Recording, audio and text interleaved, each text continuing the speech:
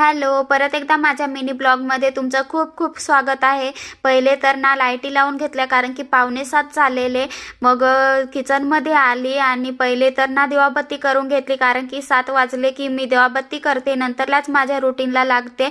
छान असं दिवाबत्ती केली आणि इथं आहोंच्या फरमाईशवर बेसन सेव घरीच केली कारण की मार्केटची सेवपेक्षा तर घरची सेव खूपच भारी लागते, म्हणून मी भरपूर सारी बनवून घेतली कारण की मला स्टोर पण करून ठेवता येईल, जेव्हा खायला वाटली तेव्हा खाऊ शकते।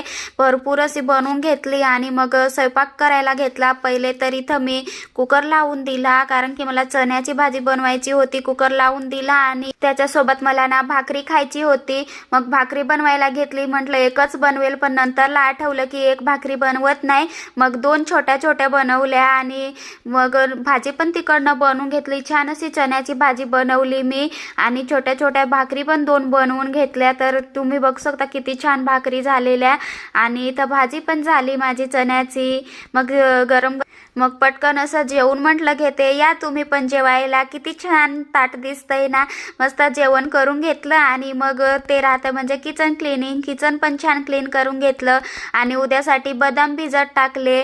तर कसा वाटला माझा मिनी ब्लॉग ते तुम्ही कमेंट करून नक्की सांगा आणि माझ्या चॅनलवर जर नवीन असाल तर सबस्क्राइब करा, लाईक करा, शेअर करा आणि इंस्टाग्रामला बघत असाल तर फॉलो करा।